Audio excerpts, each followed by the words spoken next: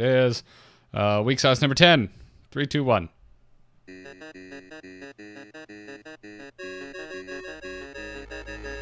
Get ready to kick off your week with Weeksauce. And if you enjoy this show, find more podcasts like it over at amove.tv.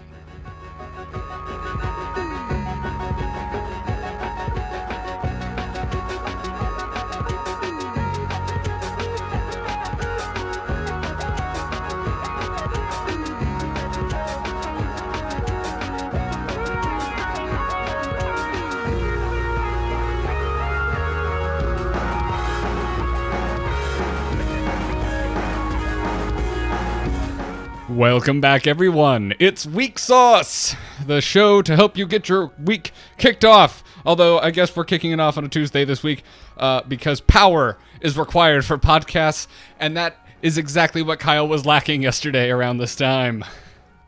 There's a mountain, the wind blows into it, it splits in two, goes through a gully, and turns into a gale storm, and hits our trees in this part of the world. Well, I'm sorry to hear that. But I'm glad it's been restored. I'm glad you are once again part of modern society. It happens so regularly here that it's just what happens, you know? Yeah, it is. That is just what happens. But we're here today, Kyle. We are here today despite big corporations' attempt to censor us. The big hot sauce corporations don't want you to hear the spicy offerings that we have for you on this podcast. They don't want you to hear the hot truth that we have to spread.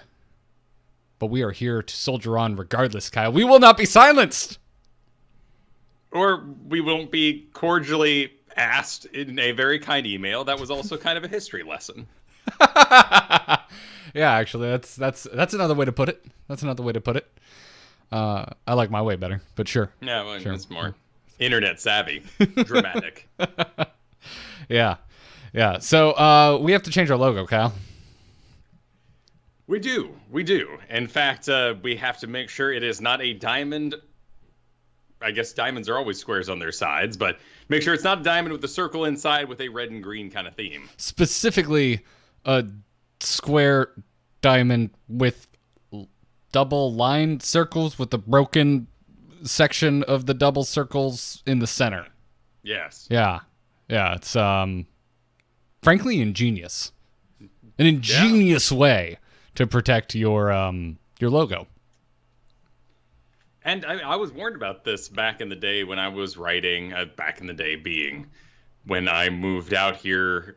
What was that, 2013 now? Oh my god. Yeah, so 2013 I was writing D&D adventures and thinking about putting them up on RPG to go or tabletop to go and all these sort of websites, but I had to take a step back because I was using the D20 Wizards of the Coast system and selling that, so I would have had to done a bunch of convoluted things to make it work in the first place, and I abandoned that little project. That makes a lot of sense. So, in case you were out there and you don't follow me on Twitter and you haven't heard exactly what the hell has been going on, we were hit with a cease and desist from non-specific pepper company. Pepper sauce company. Yeah. Pepper sauce company, not a pepper company. But yeah, we were hit with a cease and desist from, I can say it's Tabasco. I don't think there's anything wrong with saying that because they were very cordial about it.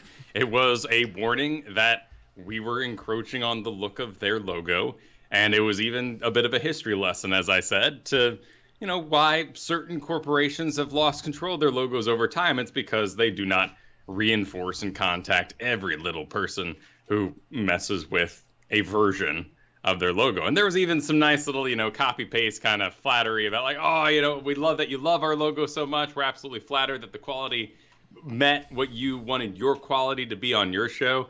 And it was fine and easy enough.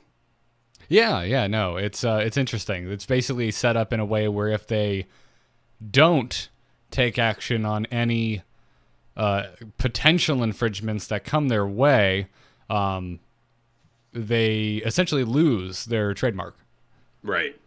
So so if something is brought to their attention, they're essentially forced to send out a C&D. Same thing that would have happened to me and my, little RPG writing endeavor I was trying to get going in 2013. You have to defend every single little one that infringes, because if you don't, that's a case against you when they can say, oh, well, in 2013 you didn't defend this one, so why are you coming after us now? Yeah, exactly. And that's what happened. Essentially, a troll in our chat room who was banned on at least 8 different accounts sent our show to Tabasco in an attempt to grief us, and was, well, successful. Yeah, I guess. I wouldn't exactly... Griefing's not the word. No, I haven't felt this legit in the 7-year history of me doing a podcast. Exhausted is the word I'd pick. And the photo they used of me in particular was very unflattering, and that was the worst part about it. Is they grabbed my morning face as an example of what our show looks live, and whew, all right, fair enough. But I actually talked to a representative at Tabasco, Kyle. Did I tell you about this? Oh, no. Yeah, I called and talked to them because of all of this. There was only one thing that really, frankly, scared the hell out of me, and that was that my home address was at the top of the C&D that they sent to me. And me thinking that it was most likely this troll that kind of put this into motion. I wanted to make sure that this anonymous person did not have personal information about me. And they're like, no, we dug that up on our own accord. And I'm like, all right. So I got to give them props for even taking my call and answering that question. Yeah. Well, I assume the rest of it was rather cordial. Oh, yeah, it was fine. Short of the, someone going along the lines of, you can see how this is infringement, right? And I'm like, no, it's parody. But I don't have the money to fight it in court, so. Yeah, they want you to move on and agree as fast as possible. I mean, for my purposes, we received that email Friday, and it was the first day off I had since my car had been declared totaled. So I was mentally just other places. Yeah. Well, I'm not agreeing, but I am moving on. I disagree, but I will move on. We will be changing our logo. I don't know what the hell we're going to change it to. I do rather like the green and leaning into a pinkish orange, which is not a color from them. But I think I may stick with that theme, but I got to figure something out. Whatever the case is, I hope you enjoy our extremely generic logo right now that in no way harbors any ill will. It's definitely not snarky, snide, or meant to thumb my nose in any way, shape, or form. No, never. No, definitely not. And I definitely don't want our listeners to tweet at other hot sauce companies using the hashtag #HotterThanTabasco to see if other hot sauce companies would like to give away their superior products on this here podcast. Oh, wow. Yeah, I definitely don't want you to go out and tweet hashtag #HotterThanTabasco asking if other hot sauce companies would like to support Weeksauce. Definitely don't do that. Yeah. That's business right there. That's good. Yeah. But we're legit, Kyle. We're legit. I can't believe this hasn't happened until now. Finally. Yeah. I think my favorite suggestion on Twitter was to just pick a new hot sauce brand and make a logo and just see how far down the rabbit hole we can go of just collecting C&Ds like Pokemon cards. I mean, it seems like if we did a Starbucks one, we'd be pretty safe. But then again, I don't know. I don't either. I'm pretty sure most of them don't give a crap unless it's specifically sent to them and they have the same setup that Tabasco has, so they're just forced to take action. Yeah, I think that's what it comes down to. What happened here? Yeah, exactly. I would be very down for doing that, by the way. That sounds hilarious. It's just a lot of time on my end making logos. Yeah. No, they're not easy. And it's not like you went in there and erased the words they used, then inserted and did the word art curvature to match the circle. No, I made a square in Illustrator, I made a couple circles in Illustrator, and I picked out some fonts. That's what I did. Not even the same font, by the way. Not even the same font. Anyways, so that was fun. That was a really good way to kick off the week. And by good, I mean, as you said, exhausting. It was exhausting. So, but yeah, other than that, man, what's up with you? Well, we have declared ourselves carless, and we're going to do that for a bit. I think we are both a little emotionally attached to the previous Fergmobile given to me by my grandfather, and we've got groceries being delivered today. We've got the Lyft app, and that's all you need in a modern world. Yeah, apparently. Yeah, I'm sad to hear that, man. I've never been too emotionally attached to any of my cars, but none of them were given to me by now deceased relatives. So yeah, that's something I can definitely understand, and I'm that sucks, man. But it's a new adventure. The sad part is that it kind of messes with our perspective of what our plan was going to be for the next 5 years or so. It was going to be a bit more remote, middle of nowhere, and now we're thinking, well, maybe we end up back on some sort of line, like a light rail of some kind, and closer to Seattle and the like. But my sister just got that puppy, and we're doing family planning, and I'm thinking to myself, with everything going on in the news right now, like, why aren't we thinking about socializing kids? Like, I think maybe if I moved to the middle of nowhere, that would actually be horrible for them, and they would grow up embarrassed and confused, just like I did watching my own dad living in the middle of nowhere in New Mexico. What I need to do is, like a dog park, make sure that I take my children out every day amongst tons of people so they don't bite anybody. That is my favorite analogy of why you should socialize your children. It's true. It's bizarre. We went to the vet some weeks ago now, and the veterinarian comes out, and she's real quiet and solemn, and she's a large lady, and she says, "Your cat, gosh, is 2 pounds overweight," and she's delivering this like it's a death sentence, and we're like, "Oh, more cat to love," and she's like, "No, this is very serious." And yeah, sure, like, he's overweight, like that, let's fix it. He's a house cat. He doesn't go outside. But the parallel of not being able to have this conversation as a human being while the conversation is being had about my cat, like, let's mix these two together and start kid parks. Like, isn't that what a playground is? But, like, they're all doing their own thing. Like, let them mingle. I'm sorry, I just want to back up to why it would be so horrible that your cat is 2 pounds overweight. Like, I'm no vet. I have an overweight cat, and we've tried everything, and that's just how it's gonna be. It's the approach of this particular veterinary office. I've seen them do it to dogs, and in particular, this one was on its side on the floor, just breathing heavy like a pug, but it was a full-blown mastiff, and just see, that's when I feel like what you just described would be an appropriate response. Right. You got a 17-pound cat. It weighs 19 pounds. I understand the percents are pretty intense there, but he's still a big cat. He's not bursting at the seams. And then there's this dying sausage on the ground, and they're still delivering it with the same "Oh, you poor boy," and there's no threat to the owners, which is the weirdest part. Like, yeah, you just eat too much, don't you? It's on your no.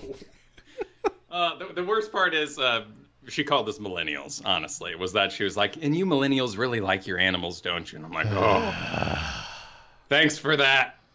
I feel like doing the car shopping, I've been receiving millennial training back to my face, and it's been rough. I'm sorry. How has your car? I am one of those weird people that really enjoys car shopping, but I've also been lucky enough not to be in the position where I had no car and was then car shopping. I've always been car shopping when I don't need a car, when I want a car. It's just like, well, our car is getting old. It's probably time to pull the trigger before it's worth absolutely nothing. Let's start this process. And that's kind of relaxing because you can always just tell them, Well, no, my car still works. I'm not in a dire rush and just walk away. Yeah. And that may be it, that we're in a transportation town, being on the other side of the water from Seattle. Lots of crazy people get up every single day and drive 2 hours into the city and drive back home. So definitely maybe a buyer's market, as well as, you kind of talked about that the loan rates when we were discussing off air were kind of astronomical. And yeah, from what you told me, they're absolutely insane. Without getting too specific, we have 2 cars, both have a portion financed, and our interest rates have been fantastic. And you're saying you were hearing up in the upper 5%. 9%. 9%. What? Yeah, Holy hell! That's what they started us at.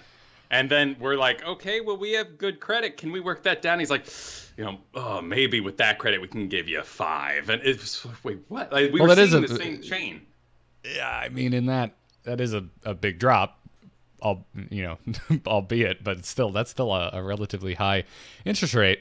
I mean, yeah, it's this is kind of dull. It's funny the day after I talked to you about that, I saw like Toyota was offering a 0.9% interest rate. There's always like a million clauses with that, but whatever the case is, I was like, oh well, maybe things aren't as bad as I thought. I mean, the market took a huge dive, and that usually has a negative effect on interest rates, no matter what market you're looking in.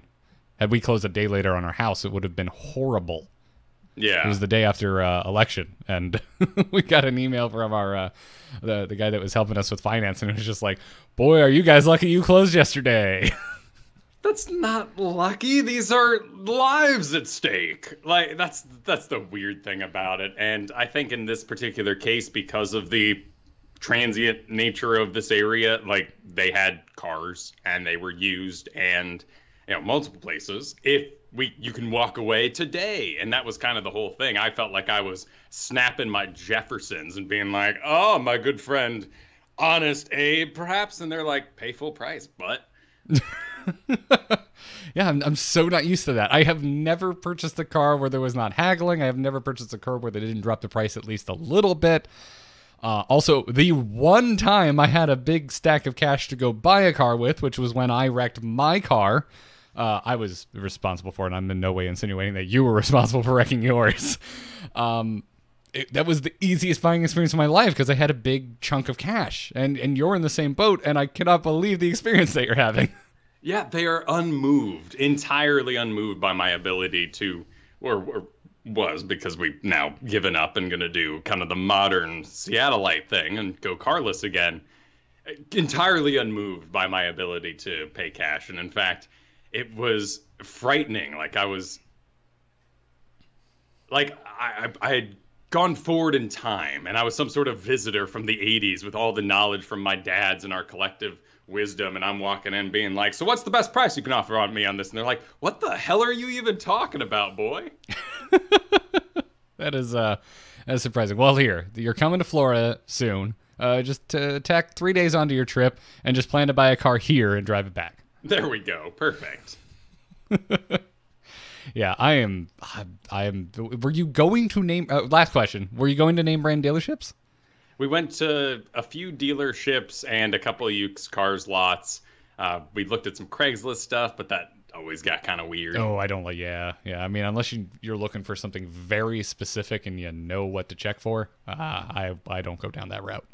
We looked across the border because it's cheaper in Oregon because of the sales tax up here. But we looked at everything out right now, and we're gonna delivery groceries today. Let's see how it goes. I mean, we're doing a modern thing. We're taking the car insurance and we are cutting it, and we're taking the gas and we're saying that is X amount of money each month. Let's use that to commute. Well, Kyle, let me tell you about HelloFresh.com/TAC. All right. Go check that out. Keep me abreast of the situation. I'm always interested in anything involving cars, including living without them. So, I had a very kind of pedestrian weekend. I raided Ulduar Sunday night in World of Warcraft. It's on the time walking right now, right? It was. I believe today's Tuesday, so it should be over. Sadly, it only runs for a week. I really think they should do time walking for 2. But Kyle, I've spent the last however many years it's been since Wrath saying that Ulduar is the best raid they ever did. And I think it still is. It holds up, man. It really holds up. Nice. It is not anything from vanilla they have given back to us. You remember when they brought back Molten Core? And we all went in there and were like, oh, this is really bad. Yeah. Particularly the trash was just dull. But it was the same way in like Serpent Shrine and such. It was also just an ugly dungeon. It's just all one brown tunnel. Yeah. Yeah, like when they used to build Batman caves in movie theaters out of trash bags. I didn't know that was a thing, but No, you never went to one of those? No, I have. The visual is immediate, though. I can picture it in my head. Yeah, school haunted house. Yeah. Huh. That's really cool. Yeah, but I think that raid really holds up. I was surprised, and it was kind of difficult in places. We had to take 2 or 3 attempts on a couple bosses. That's awesome. So how does it update? Like, what's its it scales algorithm? Your entire raid down. Oh, yeah. Gotcha. It kind of brings you all down. But then the loot it drops is the loot from Ulduar, but it's scaled up to, I think it was scaling up to item level 930. That makes sense. Okay.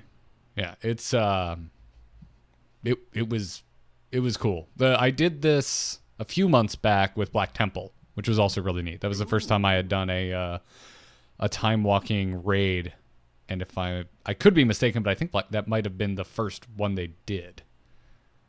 But whatever the case is, that was really sweet.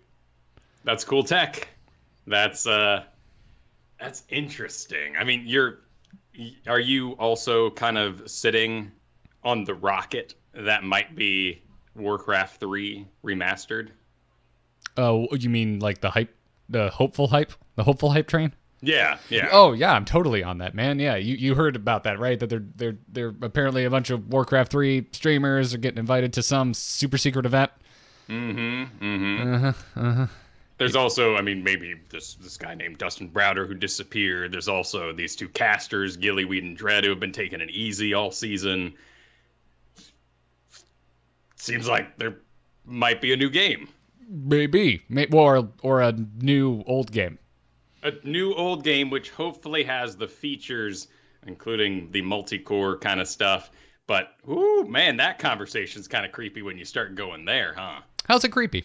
I'm kind of excited about it. Although I do want to know where the hell Dredd has been. I miss him.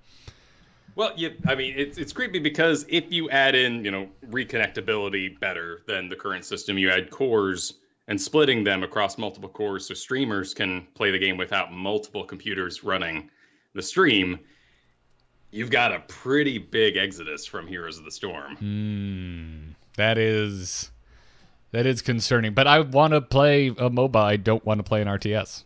Totally. They're 2 different things. And, granted, Warcraft 3 was like, why do we make armies? The heroes are the fun parts. Let's play Dota. But so it became that eventually in the first place. But it'll be interesting. It will be. Which isn't to say I don't want to play Warcraft 3 again. Certainly a remastered version. It's one of my favorite games ever. But competitive RTSs are not where I want to spend my time. They're hard. They're extremely hard. The time investment to noticeable improvement is skewed the furthest from any game I think you can play. Yeah, and right now I'm really watching my video game skills slip away during a time when, my life was needing other attentions. I have been watching my own skills improve drastically in PUBG, and it's really cool. That's awesome. Yeah, I've been seeing you in there quite a bit recently. Yeah, it's just, that seems to be where all my friends went. So I always have that social game where I get on, I'm like, who's online? And it's like, oh, so-and-so and so-and-so and so-and-so, and right now it's PUBG, so that's where I'm getting pulled. I am still doing Divinity. I can't believe that I am. It's not over. I am currently as the server of our 4-man co-op at 110 hours. And my players, Jeff, who shows up, busy man, just to play and then leaves right afterwards, is at 80 hours. Damn. And we're still not done, and they keep advancing the darn story and making it more complicated. That's impressive. Are you still enjoying it? You almost sound winded. Yes. No, imagine reading a really good book, but you can't grab the end of it. You have no idea when it's coming to a close. I know somewhere around, we're level 20, I know somewhere around 25, like XP kind of dries up, and that might be max level. But beyond that, I simply don't know. So it's this weird sort of like, it's a frustration, but at the same time, it's amazing. It's just like, just any game you would marathon by yourself. Something that you would make yourself physically ill by missing sleep and food to complete so you can get back to your life. But I'm playing it with 3 other people involved, so we have to schedule it in 6-hour blocks on the weekend. Yeah, that's torturous. That is intense, man. That is intense. And you don't strike me as the kind of person that plays for leveling up anyway or hitting max level. You're there to just see where it goes. Yeah. To feed the beast, as it were. That was great. I mean, we walked into a house this weekend and accused someone of being a god, and they were, and we fought them. Like, it was great. I love that. I love that that's a thing. It is a very cool game. I wish I had more time to play. And the deeper you get into it, the more and more I'm like, yeah, I'm never going to finish this game, so why start? Why really commit to it? That's the other thing about it, right? Like I'm saying, like, man, we're 80 hours in, it's not over yet. And we're doing co-op. So when I enter a room, there are 3 other very eager individuals, particularly John. Is just, I mean, he plays a World of Warcraft rogue, and boy, does he role play. Like, he is gone, and those pockets on everybody are picked. And before you know it, you're running away because you're under arrest. Like, but that's the thing. Like, I walk into a room and I don't really care about loot. We've played Diablo 3 together. I'll just walk by boxes. And plus, it's randomly generated in those boxes. So I'm like, there'll be other boxes. Don't open them. And then they won't bother you with their lack of items or their wealth of items. Schrodinger's Diablo 2 loot. Exactly. So in Divinity, when I enter a room, I'm sitting there going, puzzles, lore. And I've got Kristen being my seeing eye dyslexic dog. And I'm going, Kristen, what's this book saying? She's like, oh, she reads the books. And John's looting this over there. And Jeff's over here opening traps. And like, we're moving probably at like 3 times the speed of a normal person. And we don't have companion quests.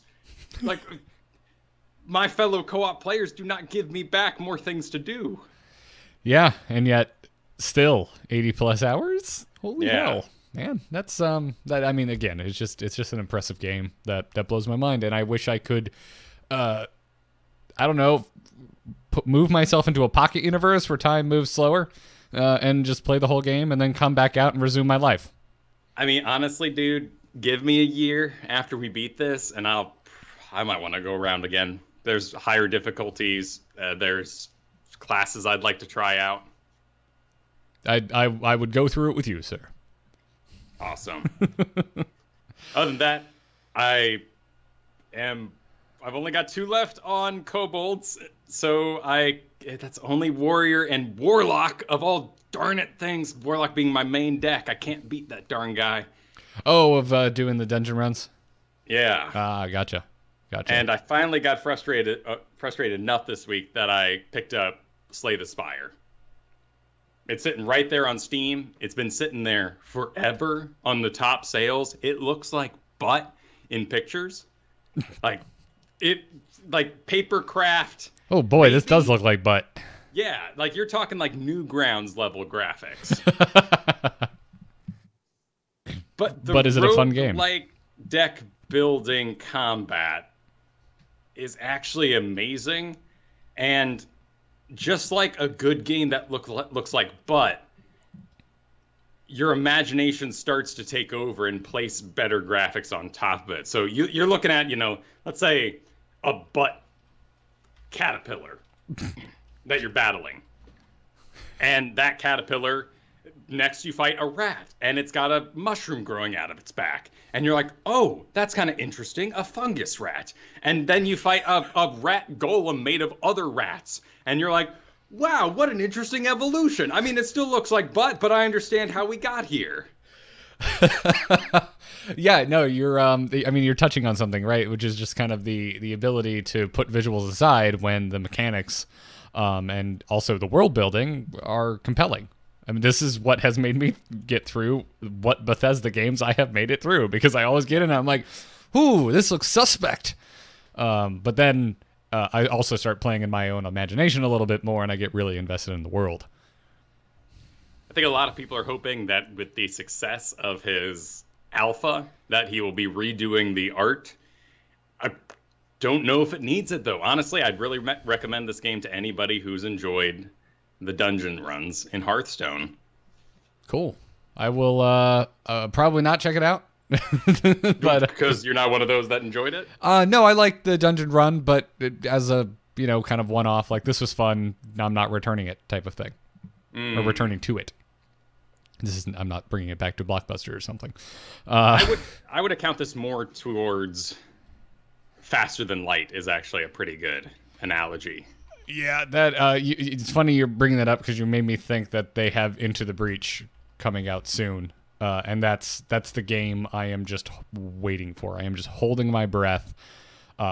Which is it this week? No, it's a week from today. Next Tuesday, Into the Breach releases, and I'm very excited to play that game. Call to Battle? A tactical role-playing game? What are you talking about? Into the Breach? Yeah, Into the Breach is the next game from Subset Games, who made FTL. Oh! Yeah, it's a grid-based strategy game. Okay, cool. I was Into the Breach. What the heck? It looked like some sort of inspirational speech. Oh, yes, I have looked at this. This reminds me a lot of ground combat in a lot of those space, what they called 4X games. Oh, I don't know. I always call them tactics games. Like, it kind of looks like Final Fantasy Tactics to me. But it's kind of roguelike, like FTL. Like, you die, you start over again, and just keep trying. Interesting. I really can't wait to play it. FTL is one of my favorite games. And I will play anything the Subset makes from here on out. Oh my goodness. It's kind of Evangelion influenced. Aliens attack your city, and you deploy your robots and whatnot to defend them. Yeah. Huh. Yep. Oh, and the buildings lose power, grid failure. What? Mm-hmm. Huh. Yeah. Interested to know where that factor is. Like, for me, Faster Than Light was okay. It was an okay tactic game, but then I had to manage the air. And particularly when I opened the doors to the outside of space to suffocate several individuals on my ship, that's where I went, oh my God! And then I had to divert power to the engines while leaving my engines sitting still so I had less dodge, and I went, oh, I get it! There's not enough games where we get to divert power to X direction on the shield. Yep. Yeah. That was a man. The first time that I killed a ship intruder by opening up a door and suffocating them. Oh, I was in. Yeah. Opening up an airlock, I guess. But yeah, you get the point. Also putting out fires that way. Like, basically, oxygen management really sold me on that game. Yeah, that was... I think I know that's also like the big fear maybe that space has for me. Mm-hmm. Yeah, you don't want to suffocate. No one wants to die that way. No one wants to be putting out the window like Aliens 4. I like Aliens 4, man. That movie gets a bum rap. Yeah, it's okay. Yeah. So anyway, I'm very much looking forward to that. This is the first week we haven't had really just a cavalcade of trailers to discuss. We did get a new Ready Player One trailer, and I have finished reading the book. How was it? I really enjoyed it. I went in with a vendetta, man. I don't know why, but I just had it in my head that I was going to hate this book, and I know I kind of talked... I can't remember now if I was talking to you or I think I was talking to Kristen about it. How some of the ways that characters talk to each other, including unironic use of the word noob in human-human conversation, kind of bothered me, but damn it, it's just a fun book, and it has really great world building. Interesting. Yeah. I saw the new trailer as well. I get scared when references get a little heavy because it just starts to feel like Kingdom Hearts to me. And I know that's also kind of a volatile topic because a lot of people like it, a lot of people hate it. For me, it's that I love it. I love it, for the record. Yeah. There's parts of it I really enjoyed. The combat, though, was awful, and the controls in general and finding your way to hit things was just totally gross. Especially in the first one. The first one was the one where you had to rotate the camera with the shoulder buttons, right? Like, it was the worst thing ever. And they put in platforming. Like Half-Life has platforming, and that's a stretch. But this in third person was just... It reminded me of platforming in Phantom Menace, the computer game. Like, oh, God. Yeah, I didn't have a computer that could run at the time, but I remember playing it over at my buddy's house, and boy, that game was rough. Yeah. References... It just make it weird, particularly because they combine the Final Fantasy characters and then the Disney characters. I'm way more stoked on the Disney characters than I am these Final Fantasy children. Me too. Like, I don't like Final Fantasy, but I love Kingdom Hearts. Although the Final Fantasy references aren't completely lost on me. Obviously, I know enough through osmosis to like understand why Cloud fighting with Squall should be a badass combination. But yeah, it doesn't resonate with me as much as, oh my God, I am in the Nightmare Before Christmas. Like, that's right. Yeah, it's not the same. But back to the Ready Player One trailer. That's part of the thing I was surprised that the book sold me on so well. Like, a linchpin of the world building is 80s references, like whether it's old arcades or movies or music, just because of the nature of, and this is explained in the opening pages of the book. That the guy that basically created the game that they all play, that's when he grew up. Fair enough.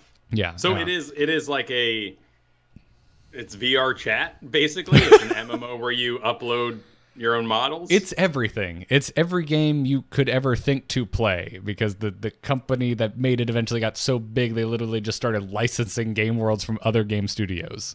So like Azeroth exists within this game. You can just fly there in your spaceship. Okay, so that's a perfectly fine dystopian modern kind of idea that we can all get behind. Mm-hmm. Yeah, exactly. Yeah, and it is definitely dystopian. But yeah, that trailer, man, that trailer had some spoilers. Unless Mr. Steven Spielberg is really reorganizing the sequence of events in that book, and it looks like to me he is reorganizing the sequence of events in that book quite a bit, and I don't know how I feel about that. Interesting. And this is why I think I should probably just not read books before I see a movie. For the most part, it's not usually the best idea to enjoy the movie at its fullest, but are you surprised? Do you feel like it needs that kind of updating structure change? No, I actually really, really enjoyed the structure of the book, and because of the sequence of events, it makes multiple reveals at the end of the book feel like pretty strong payoffs. And it looks to me like just from looking at the trailer, it looks to me like a lot of that is going to be established very early on in the movie as opposed to revealed much later on. Interesting. Yeah. Confused characters always works better in books. And it's funny when you watch some movies and they're trying to have that sense of discovery and you're just like, no, just get it over with. Like in a book, like Harry Potter, they can string me along for 2 whole chapters of words like Harry Potter finally figured it out. He finally knew what it was for. He took to the bedroom and dove under his desk. What is it, says Ron. Oh my God, says Hermione. And in those environments, you aren't like, just tell me what the frick is wrong. Like, what are you looking for? What do you remember? Yep. But when they pull that off in a movie, you're just like, stop wasting my damn time. This is a visual medium. I think that's fair, and I will say I'm giving them the benefit of the doubt because I experienced Jurassic Park in the opposite order. I saw the movie long before I read the book, and I enjoy them both massively. They're both. It's one of my favorite movies, and it's one of my favorite books, and they could not be more different from one another. Like the characters are there; they're more or less the same characters. but the overall plot and everything that happens is completely different. So yeah, that's kind of why I'm sitting here being like, well, I'm just gonna try and go into it now without having seen or thinking about the book as much, because Hunger Games, I read the books before I saw the movies, and the books actually improve the movies, in my opinion, because the movies were pretty faithful to the books, but it just leaves out all of the inner monologue because it's a movie. Right. So I thought that helped. So Ready Player One will be interesting. I don't know. It looks fun, whatever the case is. It's just it's such a weird, crazy world where we do 80s references and then we throw in Overwatch. Like, I just want to give things time to become cultural icons. Yeah, that's where I see a lot of people, and it's even in the chat room right now, like kind of the crux of their pushback against Ready Player One. They're like, oh, there's all these modern video game characters in it, and that's not mentioned in the book at all. Yes, that's technically true, but at the end of the day, it's really, the point to me is just that in this world, literally anything can exist. So why not throw in some Easter eggs?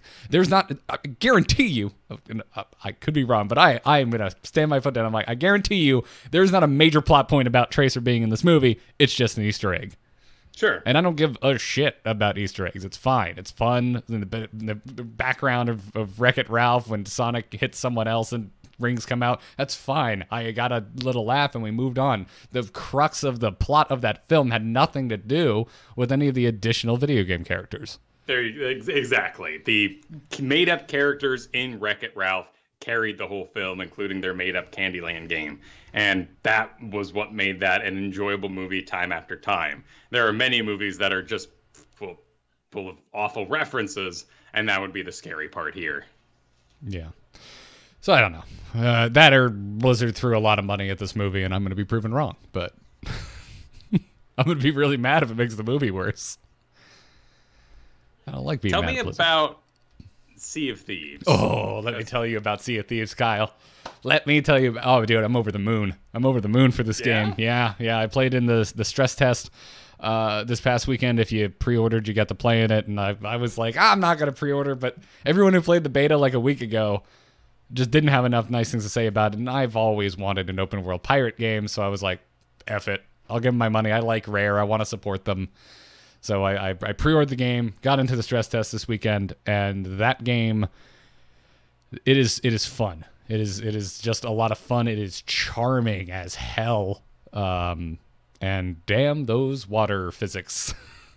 So what's the gameplay loop here? It looks like Rust to me, or The Forest, or need I go on? I mean, there's only one faction in the beta of, I believe, the 3 that will be there at launch, but the factions are kind of what spur you onto your adventures. So in the beta, there's only the gold. I forget, it was like gold hunters or something of that nature, but it's a gold faction. All they're interested in is treasure. So you get little basically maps or hints on parchment from them, and then you go off to solve it and find the treasure, bring it back, you give it to them, they give you a chunk of gold, so on and so forth. And then your gold is used for all sorts of things. New guns, better swords, you could just get sweet ass costumes, you can customize your ship, better stuff for your ship, that kind of stuff. Yeah, so if I were to invest a bunch, we do a bunch of quests, and then we upgrade our ship, and someone runs a barrel into the bottom, like I've seen on the YouTubes and Twitters and whatnot, and blows up my ship, does my ship respawn? That's what I'm unclear about. Like, I don't know how much you lose when your ship dies, because in the beta I could just leave the game, load back in with essentially a fresh pirate, but because it was only the weekend, there was only so much progression to be made. Yeah. So lasting progression in this game is a bit of a mystery for me. And I'll admit I haven't done a lot of research. I just went in and played what was there to be played. I mean, it looks like a fascinating game, and I love the idea. I love the idea of Rust. And what's the Ark Survival? Mm-hmm. Like, I've always wanted to play those sort of games. I don't want to be griefed. I don't want to lose my stuff wrongfully. I don't want to have to. I don't want to have to check in on a video game for like security reasons to make sure my stuff's okay or start some sort of guard rotation. Like, I'm 30. That's a college activity. Yeah, as far as I know, your character doesn't exist in game when you're logged out, and I don't know about your ship, but I would assume that it doesn't as well. That's kind of the vibe I got. We only ran into 2 ships in the course of an almost 3-hour play session. Only one of them we interacted with. We had a really fun interaction running into just another crew that had pulled up to the same island we were trying to find treasure on. Was it a standoff? I thought it was, and my buddy Civ, who's our raid leader in World of Warcraft, he got ahead of me, and then our buddy was bugging out because the servers were a little overloaded because it's a stress test, and he could just not get to the island, so he was basically just hanging out on the boat, waiting for us to get back with treasure chests. And so Civ got away from me, and then I hear him in chat talking to another pirate, basically saying, "Hey man, we mean you no harm." And I'm like, oh god, Civ's gonna die. So I'm like running as fast as I can to try and catch up to him. And I come around the corner, and him and this other random pirate player that he found out in the world have their accordions out, and they're playing music together and dancing. Oh, well, that's fantastic. Yes, it was very charming. It reminded me very much of early World of Warcraft when I know nothing about this world, how to interact with other players, and just seeing weird shit. Interesting. Yeah. So it's it was big, like the map that we could explore, and apparently it's only a quarter of the playable world when it launches. So I'm impressed. I think I'm gonna get my $60 out of this game. I will say I'm cautiously optimistic for. I think this came up between Joss and I on the outro of Embrace the Spoilers yesterday. I'm cautiously optimistic for the legs on this game. I don't know how long I'm going to be able to convince my friends to all get on and pilot a ship with me, because you need your friends to adjust the sails while someone drives, while someone looks at where you're going, because when you're behind the wheel, you're basically looking at giant sails that are obscuring your vision. Like in real life. Yeah, and it is really fun, actually. I didn't think that was going to be compelling, and I thought it would get really old really fast, but if you want the fantasy of you and all your buddies on the same ship traveling, and traveling is a large crux of the game, you got to give everyone something to do, or it's going to be really boring for everyone that isn't driving the ship. So they kind of came up with activities that keep that... Right. Like, you can see the wind, like, kind of through animated contrails almost, like, so the direction it's going, so that gives whoever's manning sails, which can be multiple players, like, they, without even talking to anyone else, they can kind of figure out where they need to adjust the sails. So it's this little mini game. But yeah, it was just really fun. Like, we ended up in a storm, and the waves were absolutely insane, and the storm causes your hull to fill with water, so your crew has to take turns bailing out the bottom of the ship while also still adjusting the sails if they need to. That's pretty cool. Yeah, not to mention if we didn't, but I would assume if you came across another ship that wanted to throw down in the middle of that, things would probably get very exciting very quick. Well, I'm very interested in games like this right now because of Divinity. Like, this is an experience that I couldn't have without the help of my friends. And we're coming to the end, obviously. I'm curious what would be our next adventure, and I want to do something that I couldn't play by myself. Like, we thought about doing Diablo 2, just for a fun run, and because I love it and I want to experience again. But I realized the other night that I've never played past Act 2 by myself. I've always started up by myself, then played with a bunch of friends, or even they'd be like, "Oh, you played Diablo 2? I'll meet your level. Stop playing." And then we meet up, and then we play through the game again. So it's been really nice to play through that solo. I've been kind of out of options, so I've been looking at things like, Sea of Thieves, like all these survival games. I even looked up Black Desert and some of its new forays into MMO territory. Oh, yeah. Dude, Black Desert has tempted me multiple times to go and give it a shot. It's got some cute things. Like, I love the idea that your professions keep you an active NPC in the world when you're gone. Yeah. And that makes the world feel more populated. I don't like the combat look, though, and that's what's ultimately the game, and I didn't invest myself. Yeah.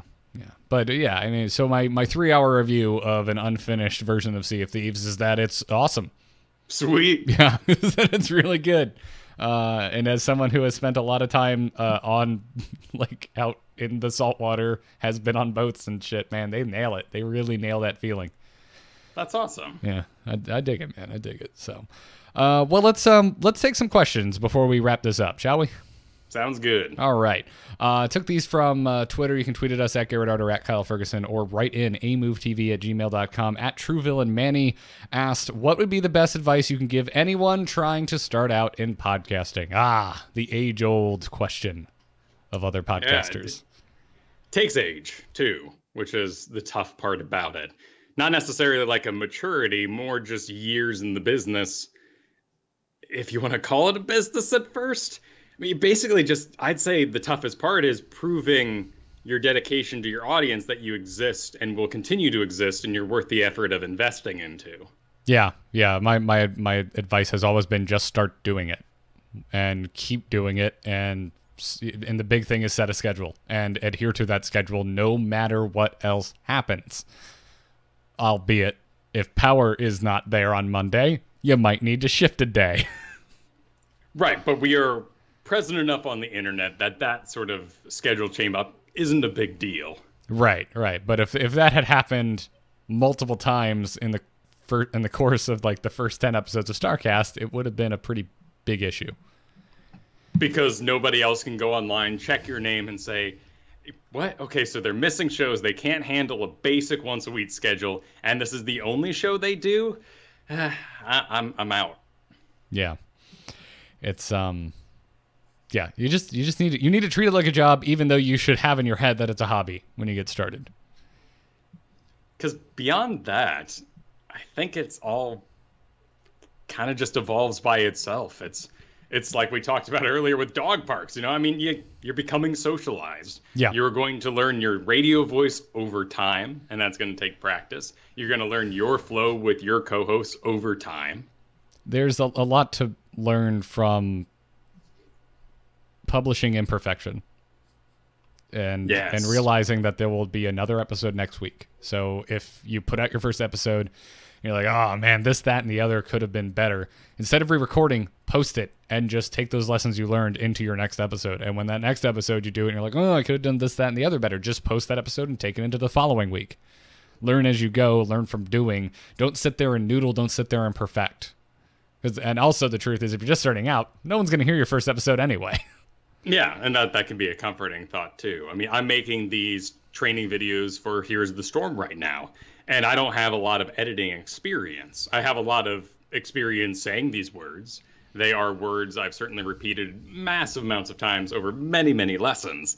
But getting AI Sonia to do what I want her to do so I can show the counteraction to it doesn't exactly work out. And all those little caveats that you know are going to be brought up in the YouTube, comment section, you have to ignore them because you have to put out that product. And that I think is the toughest part, and where a lot of people stop podcasting, or at least progressing their podcasting, is they reach a level where, maybe you can make money, or maybe you just have a big enough audience that you consider important, and you start debating, is what you're doing good enough?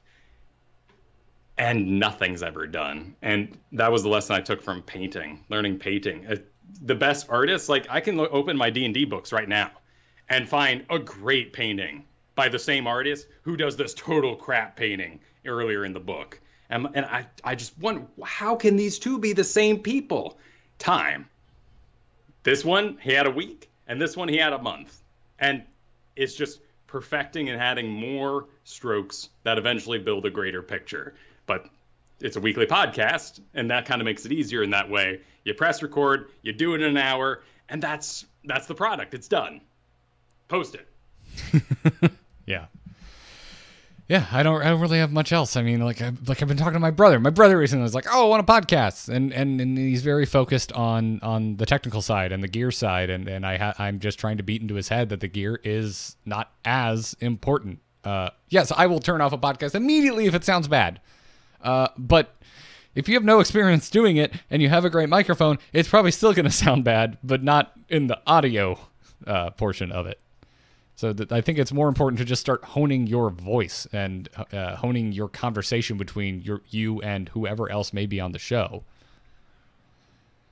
Yeah, it's a feeling that I didn't learn directly from my parents. I actually learned it from my father-in-law, watching the way he works since college when I met Kristen. He has always needed a drawing desk to draw. And every time he gets into a new hobby, he invests fully in it. And by the time he's done investing, he's bored already. So he kind of moves on after that. If he had just sat with a notepad on the couch and drawn and learned to draw that way, rather than getting all the videos first and actually finding a passion and a schedule for it, he would have completed his task. Yeah, that's a good analogy. But just get started and stick to whatever schedule you set for yourself. I would recommend weekly. It's a good one. Yeah. At Randerson asks, where did the A-move name come from? It's another one we get all the time. Attack move commands and RTSs, specifically StarCraft. We were hard into StarCast at the time when we kind of decided to, realize I had multiple podcasts and wanted to throw them all on one website. And that's it. Yeah. A-move attack. Yep. And A-move was available. I think it's still a great one. Yeah. Yeah. I like it. I like it less than I did then, but I still like it. As opposed to like my solo show where I'm just like, this name is stupid and has nothing to do with anything. I need to change it. I think it'll still exist, and nobody's making any moves on the keyboard being changed out. No, it's still going to be a thing, I think. I mean, it's a thing in Heroes, so it kind of stuck. And then finally, at Bioimportance asks, what is the full story of how you two met? We get this one a lot. We're hitting today's the greatest hits on the questions. Yes, we're busting out the regulars. Yeah. How did we meet, Kyle? Well, because you came to me. I did. I was in college in Tallahassee, and I actually was roommates with your childhood friend who does the music for our shows, Brian. I, unlike Brian, was not a C student and aspired to A's. And on a spring break trip, I believe, I had just had my midterms. I'm sorry, did you just throw Brian under the bus as a C student? I did. But he'd happily admit it because he was more focused on his social life and the experience of college than getting the good grades. And granted, he didn't really care about those sort of achievements. So I say it because I was a little frustrated being in college because I was sitting in my room studying and they were playing Super Smash Bros. And I really wanted to be playing Super Smash Bros. The whole time, but I kept studying. At any rate, I'm exhausted after midterms. This is my excuse. And we head over to visit one of Brian's friends. And Florida is burning hot outside and freezing cold inside. And over the course of this Sarasota trip where I'm being frozen, heated, I exhausted. And so we enter this man's house, and I pass out on his floor. And we did not interact in the least. No, and that floor was mine, and I was that man in that house. And basically, Kyle came in, Brian introduces us. I'm like, hey, man. He's like, hey. And I'm sitting there playing Lost Planet on the Xbox 360. Not a good first impression. Brian gets really interested in it, so I'm explaining the game to Brian. Brian's kind of trying out the game, and over the course of 5 minutes, probably, you're just asleep on the floor. Yeah. Yep. And that was it. That was our entire first interaction. I don't even remember how you woke up or left. I just know eventually that must have happened because you didn't stay there for the rest of eternity. And after college, you and I started talking over Skype. There was one slightly reinforcing event that happened where I ended up at your house for a party where you have a rock band party, and I sang Metallica. Oh, God, I don't remember this at all. No, yeah, we didn't acknowledge that we were previously the sleepers on the floors and the players of Lost Planet there. Both of us embarrassed by our two activities, I'm sure. Gotcha. Yeah, we had a lot of rock band parties back in the day, so I was at one of them. Yeah. And I sang Metallica. Cool. I'm really mad that I don't remember this. I'm angry. I think subconsciously it made that first connection. Ah, gotcha. Yeah, no, because I forget. I think, again, Brian kind of played internet matchmaker, and it was like, oh, you're two creative people that horribly need an outlet because you move to expensive cities and have no offers. So we just kind of started brainstorming together on Skype about a ton of different things that never saw the light of day and never became anything. And then one day decided to try podcasting together. Basically, what can two people create and follow through with and produce fully? And that was not a board game. That certainly was not a video game as we tried. It ended up being a podcast about a video game. I like to think, like if I had to break this down into a TLDR, we are two people that were really sick of being the person on the science project doing all the work. Yes, yes. Yeah. And same thing happens at work for me. Like I remember working at that barista job, and they're like, "Do you want to be manager?" I'm like, "No, I'm just so bored. Like, do you want to take over? Like, you're always cleaning. Like, you're such a great worker." I'm like, "No, I'm not. I am bored out of my mind. That's why I'm scrubbing the whole store." That's funny. I never really even made that connection, but yeah, I kind of always got that too. Like, oh man, Garrett's a good employee. He must really want to rise up. And I'm like, no, I just really want the hours to go by so I can go home. Yep. Oh man, that's funny. I distinctly remember working a commercial shoot in LA. I got hooked up with these weird, like maybe once a month. It'd be like a 2-day gig, but the first time I went out to one. Someone was doing basically my friend a solid and bringing me out for one day and had no intention of bringing me back the next. And they basically told another person to hit the road because I had more hustle. It's a good thing to have. Yeah, that was interesting. I never had that happen before. Like I literally watched it happen. Like one guy comes up like, "Hey, you need me tomorrow?" The guy's like, "Nope, you're good. Thanks. Here's your check." And then he's like, "Garrett, see you tomorrow." I'm like, "Oh my Nice. God." And that was a much needed paycheck at the time. Rent is expensive in Southern California, and it was in Chicago as well. Yeah, but that's basically it, man. Real random happenstance that we happen to be in each other's lives. Yep, very much similar situations, looking to do more efficient work. As I think what combined us overall. The hourly world is inefficient, and it's difficult when you're a self-motivated person to sit there and watch a meeting happen. And meetings are the worst. They get nothing done. And you know this. And if you dodged the meeting and got the PowerPoint bullets, you'd be better off. But that's how work goes in America. All I really ever wanted was that to be in a position where I just had to put in the amount of time required, like the amount of time to get something done, and no more, no less. Yeah, decided by yourself. I mean, right. If you want to stay up all night making that thing better, that's your prerogative. You can do that. Yeah, and I have absolutely done just that. I've definitely put more time into this than I have into anything else. But it just feels nice to not have to be a committee. Or, hide your chat windows because everybody's bored out of their mind. That's the other thing. I mean, my last 2 day jobs were pretty chill with me listening to podcasts while I worked, but yeah, it's nice to just like, I'm just going to have a Twitch stream up while I work today, yada, yada, yada, da, da, da, da, da. But nice perks of the job, right? There's definitely horrendous anxiety that comes with that as well, and we'll discuss that on another day.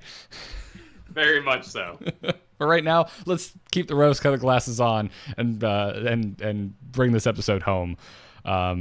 Yeah, I think that's going to wrap it up for this episode. So thanks for those questions. Keep them coming. You can tweet at us at Garrett Art or at Kyle Ferguson if you have questions for Weeksauce, or write in at amovetv at gmail.com and put Weeksauce somewhere in the subject line so I know it's for this show. But before we go, Kyle, you do other things like Divinity streams and whatnot. Where can people find that? You can find those over at twitch.tv/Kyle Ferguson. But this week, because I always forget it because it's on the weekend and I'm climbing to get there, there will be Dungeons. Hit its 4th episode. It is amazingly fun. I love Vorel, the Lizardman, and I hope you all check it out. It's a D&D 5th edition podcast over on the Frog Pants Network. Sweet. I'm Garrett Art on Twitter, as I've mentioned a few times. Everything I do can be found at amove.tv. My solo show, The Angry Nerd, is still going. It is still direly in need of a name change, but it's still called The Angry Nerd for now. It is still, at the moment, about cocktails. Did an episode recently about Campari, and one of Kyle's favorite cocktail names, the Negroni. So go and check that out. And yeah, everything else, Angry Chicken, Into the Nexus, it's all out there. But that's going to wrap it up for this episode. Thank you all for listening. And we will see you next week for a brand new episode of Weeksauce. Good luck and have fun. Take care. Pow. Show done. Perfect.